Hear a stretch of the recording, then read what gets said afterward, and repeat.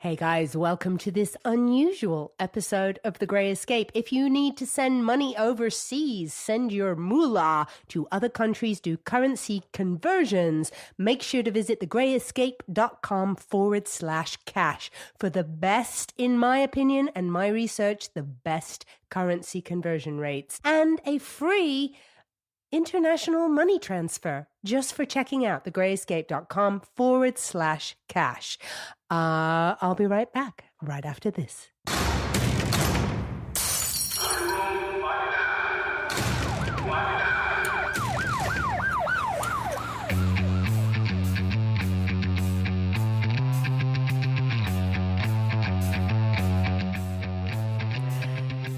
Hey guys, welcome back to The Grey Escape. The first thing you'll probably notice is I have a kind of a crappy voice. It's the end of a cold. If you got sick with a cold or a flu over the holiday season, then I am sympathetic because that's what happened to me. Right before Christmas, I came down with a cold. I got better, was feeling all happy, and then I got sick again. But I'm on the tail end of it, so I'm not feeling sorry for myself. But I sound probably worse than I am. So try and overlook the fact that my voice sounds kind of weird. So what is this strange episode that has no guest? Or maybe it does have a guest. Maybe it's Hire Me interviewing normal mind Natalie. Because we are all two people. We're a thinking mind that's the nuisance in our heads that we listen to that reminds us of every mundane thing, good or bad, that's going on in our lives. And then we're our higher selves. And you know the difference because the higher self is the one that goes, God, I wish my mind would shut up. So that one that's talking is your higher person, and that's the one you want to try and tune into as much as possible. Well, this is an impromptu little episode because you know how you're always an ear for your friends and your family, and then they in turn they're an ear for you when you have problems, which hopefully we all get to experience things on both sides of that situation, a bit of give and take. Well, I found myself giving just some advice to some people who are very close to me, and they were sort of so taken back by the advice, which I wasn't terribly thinking too much of, not looking into it as anything tremendously groundbreaking, but they had a very powerful reaction for the positive. And I thought, well, you know what? Maybe other people might appreciate this sort of my view on this. So I thought, well, ultimately, this is my show. So if I want to put an episode up and not have a guest, then, hey, I can do that. Because it's just me and my show. That's it. There's no big swanky production company or anything. It's just me. So what I was talking about, the people that were sort of seeking my counsel, have had a massive amount of stress has come into their lives. And this is not isolated to them. This happens to a lot of people. Just lots of stress. It can be anything from family situations, work situations, moving, divorces, so many things, illness. There are so many things that can bring into our life monumental amounts of worry, distraction, confusion. So I heard them out with their particular situations, which you completely don't need to know about because my response is sort of universal to address any sort of situation that you might be going through, anything that's stressing you in your life. And the first thing that I was aware of was that one of the people was stressing about other people. Somebody did someone wrong to other people, separate from her personal life. And she was really mithering about this and worrying and feeling bad that one person had been wronged.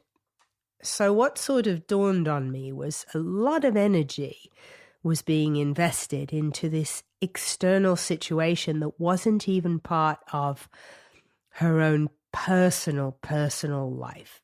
So here's my stance on this. If you think of your life like a garden, just a small garden like you'd have in your backyard, that's the important area for your focus and attention.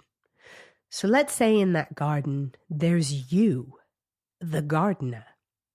And you might have, if you're lucky enough that your parents are still with you, you may have, some extended family in there, some parents, or you may have your core family. Children, maybe, pets.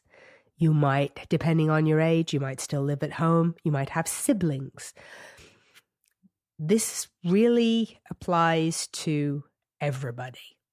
Our own life is a garden. Now, you as the gardener have far more power and control over things than you realize. For instance, you can weed if there are people that aren't serving you in your life. Maybe they're draining you. Maybe they don't support you and encourage you. They're negative, and it's not a balanced negativity, because I'm not saying negativity's bad, but if it's very one-sided and they're negative all the time, then that's not good. So maybe these people you recognize, I'm going to weed them out of the garden.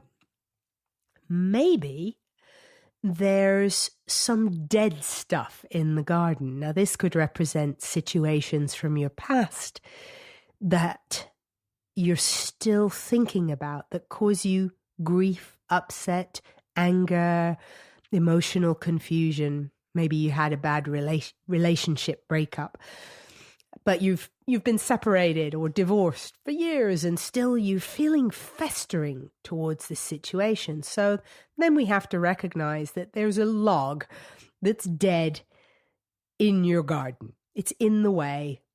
It's not coming back to life.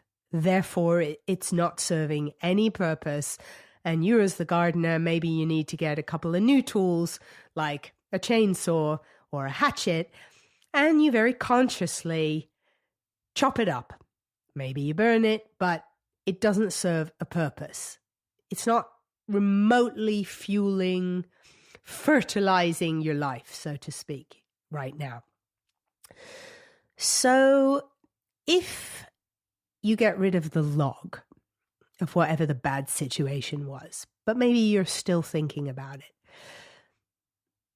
my explanation here to help shed some light on this, on the foolishness of dwelling on things outside of our garden, is that's someone else's garden in all likelihood. So maybe that ex that you're festering about, they've remarried, they're somebody else's problem now. And I'm sure that person is having their own fair share of festering. If it's the boss, the job, the thing you didn't get, whatever it is, you're giving your energy into thinking about this person. Now, don't be fooled. Energy is tremendously valuable. We only have so much energy in any given moment that we can muster up to run our bodies, which we need. We really need at a very basic core level for our bodies to function. And this takes energy. While we're not thinking about it, our bodies are doing trillions of things. They're killing off cells that aren't serving the body. They're making new cells. They're cleaning airways. They're cleaning your arteries of free radicals that might grow into cancer. Your body's policing all of this without you even thinking about it. But it requires energy, which is why when we get stressed and overwhelmed, the energy goes to more the forefront of our mind of, oh my God, I'm moving and I got to do this. What happens? Very often we get sick. Now, if you haven't had that happen, then you're really lucky, and I would say pretty rare. But hopefully most of you will be able to think and relate to the concept that if you get stressed, your immune system takes a hit, and that's when things that are normally tended to in the body get to take a foothold. We have germs in us all the time. We have flus that are going around. I mean, even cancer cells. But our body copes with them. Normal, healthy bodies cope with this and keep a great equilibrium of optimum health in our body. But when you're stressed, your immune system crashes, and those little bugs, they get to take a foothold, and that's how we get sick. So think of your energy as a really valuable commodity, not just for your whole life, but specifically for your health. Are you really going to give your energy to a situation in someone else's garden that's really not your prime core focus of your life, your family, your loved ones, yourself, but really your core family, especially if you're in a position of crisis right now? Anybody who's going through anything really difficult, death, any kind of transition, new, old, losing something, gaining something, the birth of a baby, things that trigger emotions, hormones, things that can put you in a crisis of new emotions and feelings that are a new jungle that you don't know your way around. Well, what you're thinking about and where you're putting your energy is really, really important. So you're in your garden and you're overwhelmed with emotion. Make sure none of your energy is going into something that belongs in someone else's garden. This is generally your trivial stuff. Maybe if you get irritated by drivers and you have road rage, or you find yourself getting angry with shop assistants, this kind of stuff.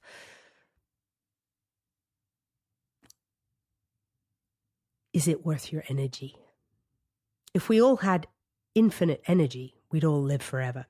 If we were like a Bill Gates is with money, with our energy, we could afford to get angry, upset, vicious, fester, carry a grudge. Sure, we could afford those things, but we don't have that. Even Bill Gates doesn't have that much energy. He has that much money. I'm sure he can pay therapists to talk about it all, but he only has the amount of energy that a human being has for his approximate age, weight, health condition, It's serious stuff where you put your thoughts and your focus. Attention. You can divide that up into attention. Attention. Attention requires energy to maintain that tension. So whatever you are giving your attention to, it's taking your energies, your most valuable resource. You're spending on every thought that you allow to cross your mind.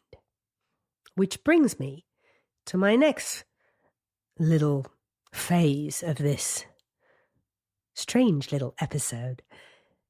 Mindfulness.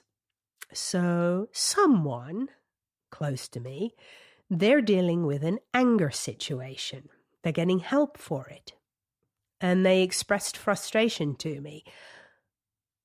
They said, I'm in a workshop with other people and I'm not getting answers on how to deal with my anger. We all talk about it, but nobody actually says what to do with the anger.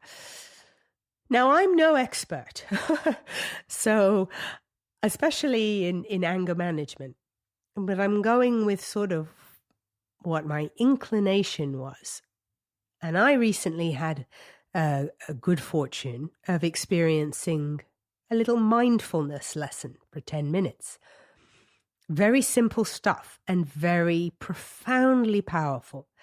So I said, for what it's worth, I said, I don't have your answers, but for what it's worth, here's something you might want to try. And again, this doesn't apply just to people feeling anger that might be out of control. It's anything out of control. Feeling any elements or areas of your life are out of control, your emotions, just things in general or things in specific. The guy you sit next to at the office, the guy that you're always next to on the bus when you go to work. Specifics cause us stress, and we put them in a general category of nuisances, things that bug us. But ultimately, it's things that make us sick because it's taking our energy, not to make us better, but to rob us of our energy from getting us better, which is what our bodies want to do all the time. Your body wants to get better all the time. And it is only the things that us humans do to the body that really override our own defense system at times. But know that the default is your body wants to heal. And it's miraculously brilliant at this. The proof is in when you simply get a paper cut. What happens? You don't do anything, except if maybe you're a big baby, but it heals all by itself. Imagine that. We didn't even do anything and the body just knits itself back together. So that's the proof on that. So mindfulness. I sat with a lady and I was having grief. That was my thing that I've been dealing with, as you know, if you've heard recent episodes, grief. The death of someone very beloved in my family. She said, 10 minutes, twice a day if possible. Sounds so simple, yet this requires a huge discipline to do this twice a day. I know, because I'm not doing it. But I did it enough to recognize that it's powerful stuff, and I absolutely plan to resume. But it helped me, so I don't quite so much need it now. So simple. Sit in a chair that's not too comfortable. You don't want your lazy boy. You don't want your puffy couch with your most puffy throws and pillows, because it will become a nap. So mindfulness isn't about napping. It's about sitting upright, something like a dining chair, or maybe the chair that you work in, because that probably isn't so comfortable you'd fall asleep. You want to sit upright, comfortably, quiet. You can do this with a friend, your partner, in a group, or you can do it by yourself. You don't want to do it where you're going to be distracted with a lot of noise. So ideally somewhere you can get some quiet for 15 minutes, but you're only going to do it for 10. But you'll feel more peaceful if you know there's not going to be a racket on minute number 9.5. So you find somewhere quiet, sit in your not too comfy chair, and you just turn your palms upright in your lap, open to receive, to allow and accept. That's how I look at it. Just, there you go. Don't have any expectations. That's the road to ruin right there. That is the pathway to disappointment. Generally in life is having expectations. If you remove expectations, you can remove disappointment. Tremendously hard to do, and I'm not saying you should never have expectations, because that's not normal. But be aware of when you have them and if it's serving you to have an expectation. Anyway, I digress, and maybe I will digress again. I'm not going to say I won't, because this here is a new thing for me. So back to mindfulness. So you've got your palms upright, rested in your lap. You're going to shut your eyes, and you're simply going to breathe and place your attention, there's that word again, attention, use your energy to focus on the sound of your breath going in and out. That is all you have to focus on. Pretty simple, right? Except what's going to happen is your naughty, naughty thinking mind is going to bombard you with stuff. Everything is going to come out the woodwork. Things you didn't even know were lurking in your mind, from getting an oil change to the laundry. Did you give the cat the medication? It's all going to come like Niagara Falls. What do? Simply acknowledge thought. Label it thought and let it go. Thought, let it go. Thought, don't invest energy here. Just acknowledge, recognize a thought. A thought. If you want, you can possibly label the category. Let's say it's Bob at the office who's been really aggravating you, and you so wanted to have it out with him, and so Bob keeps coming up in your head. Maybe thought of Bob. There's a thought of Bob. And let it go to the side and be out of your way of attention. Because your attention, of course, is on your breath. This is all you have to do. Now, you might think, well, this is depending on the kind of background and life exposure to things in your life that you've had. You might be somebody like my friend Charisse, who's a yoga instructor. All of this will be so old hat to her. She'll be like, yeah, of course you do this. Somebody else, maybe who hasn't had such a holistic or spiritual environment around them in their life, maybe more caustic, more, I don't know, non-spiritual. They might just say, well, this is a crock. Nothing's going to happen if I focus on my breath. But I'll share what happened to me. You can, not that you should expect, because I've told you, you shouldn't have expectations in this. Just allow, just be open and receptive and take whatever comes as a gift. That's the right attitude in life in general, I will add. Far more rewards will come if you're just open to receive. The gifts will come. So when I did the mindfulness, this little 10-minute thing, straight away I was aware of my eyes were closed and I could hear the hums in the room. I could hear like a printer humming, machines, ACs, even phones. I started to be very tuned into the vibrations, and suddenly I had a very profound sense of feeling connected to everything. In a split second, it was like a mini university lecture, letting me know that everything's connected, that we're all just emanating from a field at different frequencies, like a symphony that we can see because everything's got lines around it and solidity.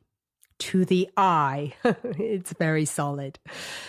Under the electron microscope, trust me, nothing is solid. Nothing, not your most biggest bone in your body is not actually solid. It is a grand mystery. It's the buzz of quantum physics and has been for some time. It's on the tip of physicists' tongue. What is the nature of reality? And now science has shown us that it sure isn't solid. That's for sure. Well, maybe now I'm going into my little third element of this episode. So I've given you a little how-to on mindfulness. As I say, if you have the discipline to do that twice a day, I would go as far as to say, I guarantee that you will experience some sort of positive life change. Now, because of ridiculous legal things in our society, I now have to put a disclaimer in. I don't guarantee shit. How can I guarantee what's going to happen in your life? That's ridiculous. But I feel passionate enough that I still did say those words. I guarantee you will experience some kind of positive life shift. So there you go. So that's that. So we've talked about you as the gardener in your garden, which is your life. And by the way, something I've heard from other people going through difficult times, they feel guilty. They feel guilty that they feel a need to perhaps withdraw from other people. They feel a need to be very protective of themselves, which is absolutely the right thing to do. You as the gardener are required for your garden. If the gardener is not fit and well, the garden is gonna go to shit. So any guilt that you have, if it's you and your family, your whatever your life situation is, things that you feel obligated towards, and maybe because of a crisis in your life, you're not able to give all that you're used to giving, and you're carrying guilt, let that guilt go. You're the gardener. You are freaking important to whoever these people that you're feeling guilty about. I'm sure maybe you're their mum, maybe you're their daughter, their sister, their brother, their uncle, their best friend, their ex-wife who desperately wants you back. Who knows? But the gardener has to take care of themselves so that they can tend to the flowers, so they can weed the garden to keep it healthy, to make sure things aren't draining the energy, things that shouldn't be there. Weeds, situations, weeds, people, weeds. Yeah, it's pretty brutal stuff being a gardener. You have to weed sometime. You got to cull things and situations and recognize when they're starting to deplete. They're not bringing flowers to the garden. They're bringing the ruin of other flowers. Those are the signals that it's time to do some weeding. The nature of reality. That's always a fun thing to talk about. If you've listened to other episodes, you'll have heard me talk all about my experience. Very much pertains to the nature of reality. If you haven't, then go listen to some. It's as simple as that. Or go to thegreyescape.com and look at About, and it has my little blurb on what happened to me, my near-death experience. When I spoke the now infamous words, "Everything is an illusion. It is all our perception of an infinite range of frequencies and vibrations." And guess what? Little old me, who had no interest in science, was speaking the truth. That is exactly the truth.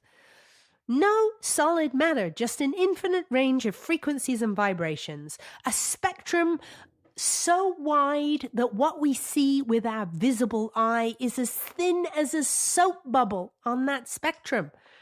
And that was from NASA's website. I'm not making this stuff up. I spoke for about 45 minutes while my blood pressure crashed, and everything I spoke about, I spent 16 months researching afterwards and was flabbergasted to discover that it was what top scientific minds of the day are talking about and confirming. Well, how about that? No solid matter. What are you sat on right now? What am I sat on? I'm sat on my faith that this chair is keeping my butt off the ground. And I was living on the 11th floor of a building at the time. Tell me it wasn't freaky for me to walk down the hallway after I had this experience and know to the core of my being that I really wasn't walking on a solid floor, on the 11th floor. That is a very strange feeling. I believe in our ancient past, we knew all about how this worked. And somehow we've lost the connection, most of us. We've lost the connection to this ancient wisdom that had the answers to everything. But here's why I think we used to know this stuff. Because have you ever knocked on a surface and gone, is it sound? Have you heard people talking this way? Builders, architects? Well, it seems sound. The idea seems sound. It means solid. A concrete, solid structure that can be relied upon. Sound. Sound. Well, sound's a sound wave. So what are we saying here? Are we saying this, my cupboard I'm knocking on now, it's sound? Well, yeah, it is. That's a frequency of sound that is holding those atoms at a certain vibration that makes them feel to me and my finger and my perception like they're solid. But in fact, they're not. Not only are they not solid, but there are elements of them, these tiny, tiny, small fragments of energy that make up the atoms, that make up the objects we perceive to be solid. Those little packets of energy go into and out of existence, which is why one of the hottest topics on the physicist circle these days is alternate realities, different dimensions, parallel universes. How can we not ponder the question, are we living in other universes while we're living in this universe? Well, we should be pondering this. What if, for example, people we deem to be ill with schizophrenia, the people you see at the stoplights talking to themselves, having arguments, and we say crazy, mad, insane, we give them medication, if they're lucky that we even help them off the street, which is a whole big problem, but that's too much of another topic. What if those people are seeing and perceiving something that we are just not evolved enough to see and perceive? I had a friend once in an acting class in New York, totally went mad. He came off of his medication, which I learned was lithium, and he went into a mental hospital, Bellevue in New York, which is a really famous mental hospital. Well, I had a bit of a crush on him, I'll be honest. He was in my acting class and he was extraordinarily talented, superbly, like James Dean caliber brilliance. And I went to visit him every day, which was an experience. And he was in the special ward of Bellevue where you really had to be escorted in with security because basically it wasn't safe. So I would sit with him and he would sit opposite me and tell me about the people around. And he would say things like, you see that guy over there? That's Jesus Christ. And I would just take it in neutrally, like, oh yeah. And he'd say, don't worry though. He's a good guy, but you see that guy over there? He's the devil. The one looking at us right now, he's looking right at us. He's the devil. And I'd be like, okay, all right. And my friend would have like a ring on his finger and he'd go, you see this though? It's my ring of invisibility. So the devil can't see me. So he's safe.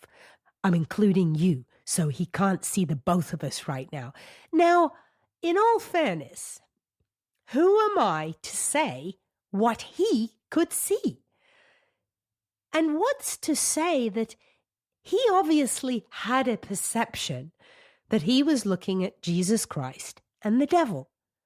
So who am I to label that perception as madness? I can recognize I don't have that perception, but I'm sure in the upcoming decades, in a very quickly evolving world, I'm sure there's going to be some changes of thought on certain mental illnesses, and perhaps people will be studied more for what they can do rather than putting the effort of study into stopping them from doing what they can do. I mean, if somebody can see other people enough to have an argument at a stoplight, they must really be able to see the people, because if you couldn't really see them, you'd just tone it down.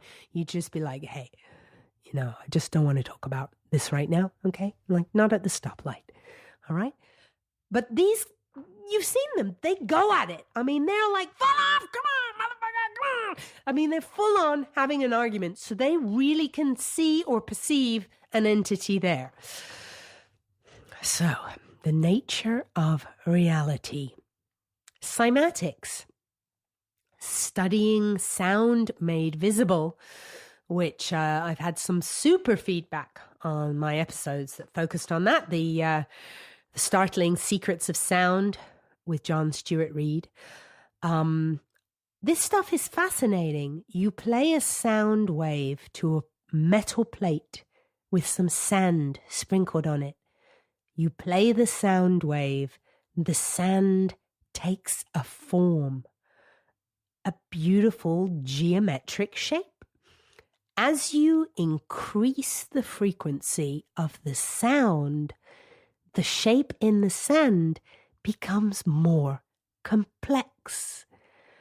If you go online and look up the work of Hans Jenny, so he was a physician. I'm going to read right now off his Wikipedia. Full disclosure, this bit I'm reading. Hans Jenny was a physician and natural scientist who coined the term cymatics to describe acoustic effects of sound wave phenomena.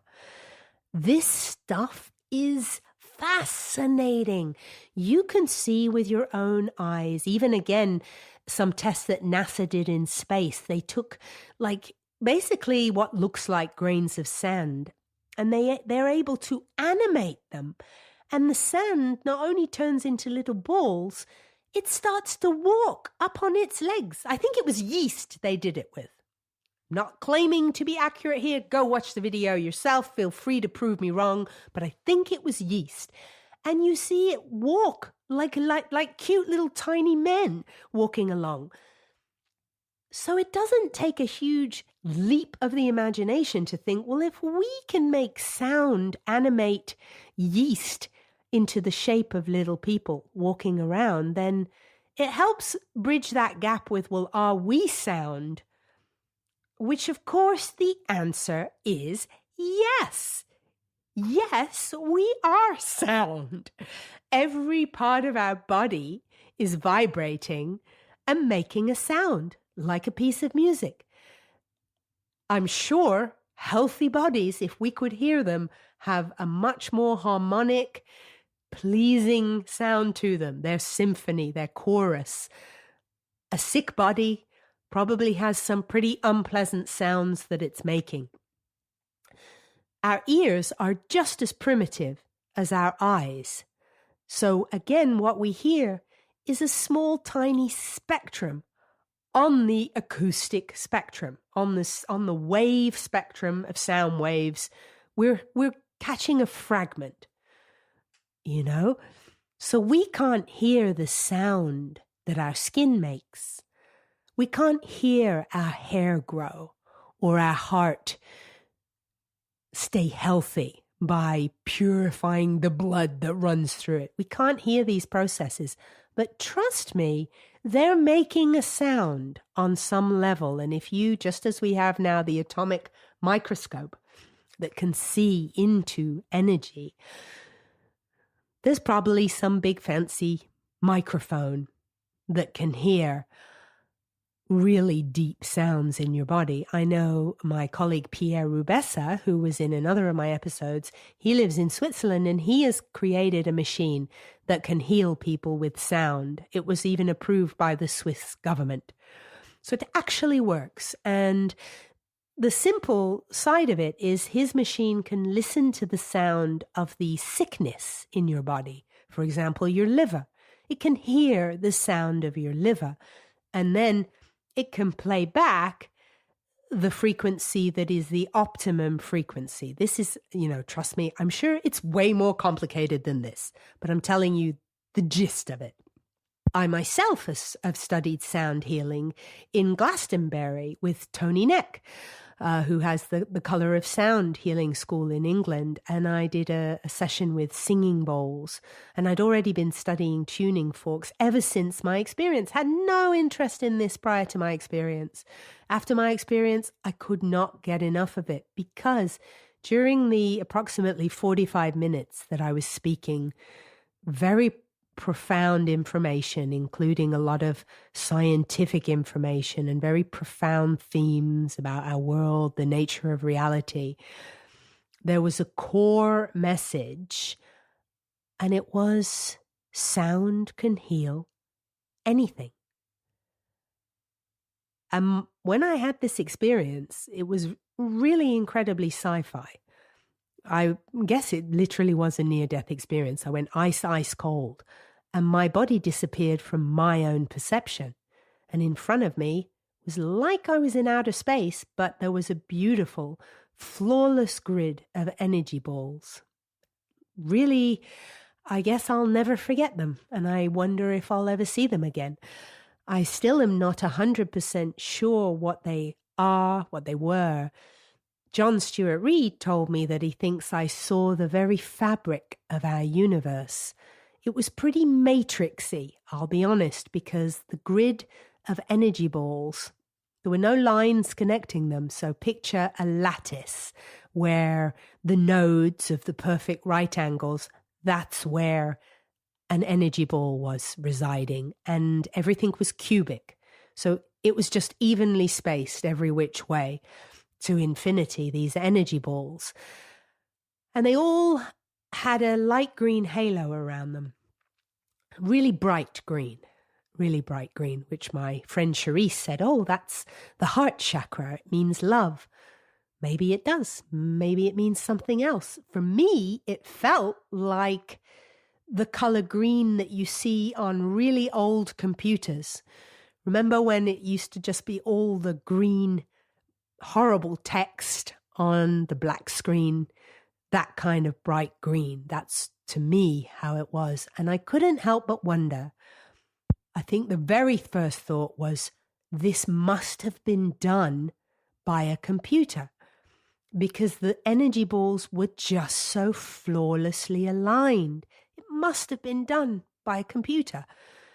Since my research, I've learned, of course, that crystals have that same perfect, flawless structure. Some crystals have parallelograms where the structure slopes off to the side. Some of them are cubic. So there are different ones, but there's plenty that are cubic, just like what I saw. You know, did I see part of a crystal? Who knows? But that's what I saw. But after this very profound, deep, with every essence of my being, because I had no body at this point, I was just a point of awareness, and I still just felt every bit as much of myself as if I could see my body, which really made me realize I am the me that is the feeling of me. I am not this load of flesh and bones that enshrouds my general point of awareness. You are not your body. Your body is your vehicle that you're taking this road trip in that we call our lives. You are not your body. You are not your name either. Because if you think about it, your name just was a design out of somebody's head. They thought with energy of a name for you. They didn't know anything about you. You were a baby. They couldn't know what you were going to be interested in. They couldn't know you wanted to be an artist and maybe wanted to be called Picasso. So they just called you Bob or Steve or Mark or Jane or whatever your name is. It was just a thought. And you've lived your life with the label of this thought that somebody had and placed upon you. But you are not that name. You may have changed your behavior in life. to grow into a name.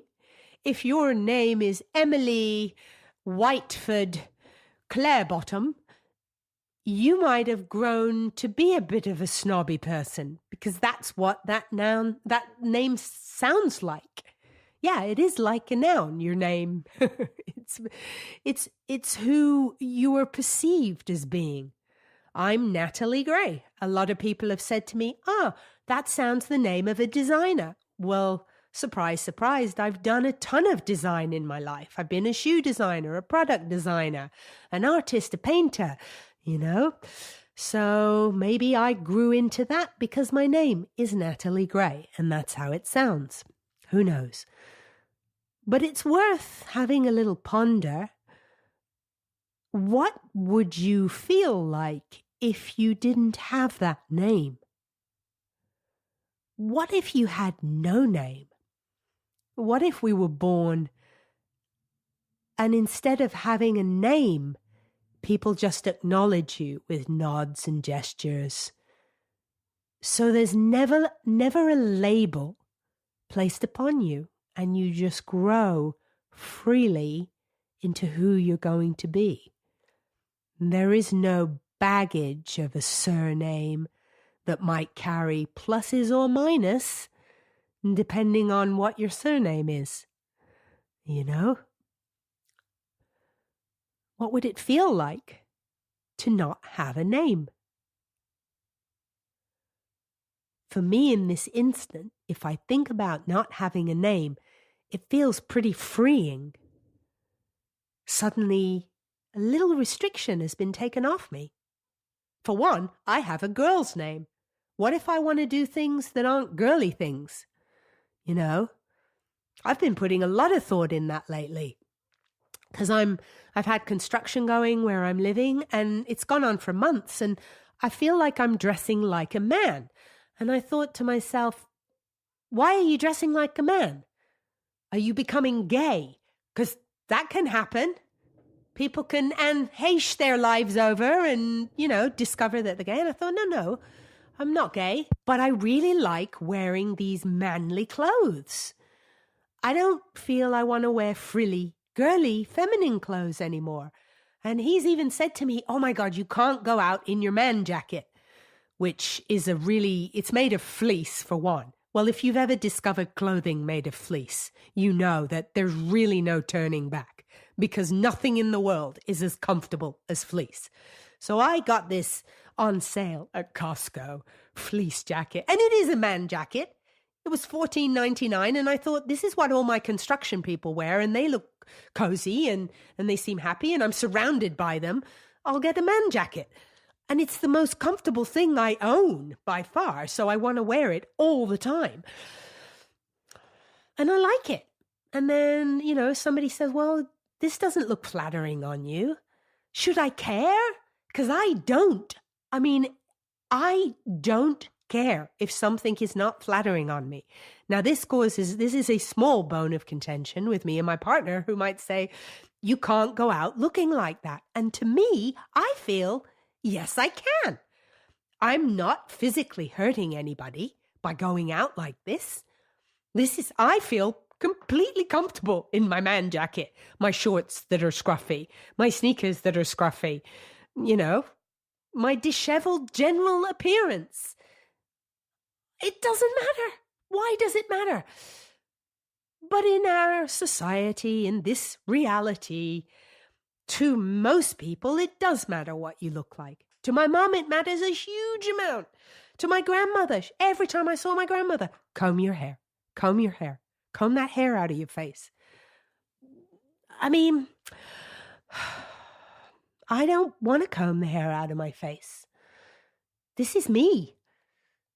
This is me without my name. If left to my own devices, there probably would not be a comb in my reality. All right. This is probably a good place to conclude. I only thought I'd chit-chat for a few minutes. And this is what it's become organically. Excuse me, but I'm sick. Sorry. And now I again test my my perfectionist thing, which I think is a borderline disorder, because I now will say I'm not going to cut the cough out, which is something I normally would do in my podcasts. If you're still listening now, well, thanks for joining me on this, whatever this is. Why don't we not label it? Maybe this episode will be called the Not Labeled Podcast. I don't know. But thank you. And I'll be back soon with either somebody or maybe it'll just be me back. And what would be super awesome is if you guys could give me some feedback. Drop us a line, contact@thegrayescape.com, gray with an A. Tell me, was this ridiculous? Was this a waste of your time? Or do you feel something? Did it poke part of your psyche in a new direction? Did it make one of your little energy funnels, your attention, those tensions that are taking your energy, did it make you point it in a new direction through your brain, through your skull, through the mind field, into your higher sphere of wisdom and knowledge? If it's done something like that, then that's great. Okay, I'm really going to end now. Thank you. Be well, and I'll be back soon on The Gray Escape.